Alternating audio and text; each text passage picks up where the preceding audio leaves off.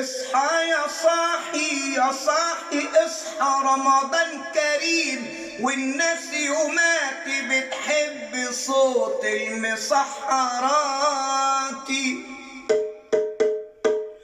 وابدأ كلامي ليكم بصلاتي على محمد خير الأنام. هو نبينا واللي هدينا عليه الصلاة وأزكى السلام. اصحى يا صاحي اللي انت دايما سهران وصاحي، صح صح كمان. الفن حالة أجمل رسالة، والحزن قوله ألف استحالة. صح صح تعالى واسمع حكاوي عمك بلالة. قلت الرياضة ماهيش لماضة ومش تعصب يا ناس فظيع، ومنتخبنا نعمل حسابنا محتاج لنا بكل التشجيع. النادي عادي مكسب خسارة، في الدوري ما احنا أجل وصحاب،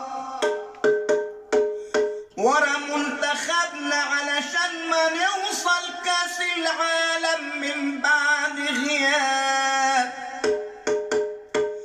شجع ناديك وبناديك تكون مشجع اكتر لبلدك في اي كاس، علشان علمنا يفضل ملالي في كل حتة دايما يا ناس. واسم مصر وولادها يبقى في اي لعبة دايما كبير،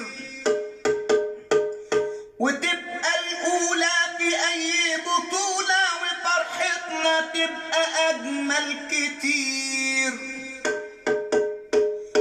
قدم وطايرة تنس وسلة واليد برضه والإسكواش، وأي لعبة تخلي اسم بلدنا يعلى ما تتنساش. جمهورنا واحد وشعب واحد، في اي حتة يظهر جميل. نشجع ولادنا وشباب بلدنا ونقول دي مصر دي هيبة النيل. خلص كلامي خلاص وشكرا على الاهتمام، هاكل سحوري واطفي نوري واخش انام، وبكرة برضو هجيلكوا برضو في نفس الميعاد، وانده عليكوا علشان اللي قاعد على القهوة لسه يلحق يقوم، واقول له روح الحق سحورك لو كنت ناوي فعلا تصوم. ده انت الشباب وانت الرياضة والعقل السليم في الجسم السليم، ورمضان علينا وعليك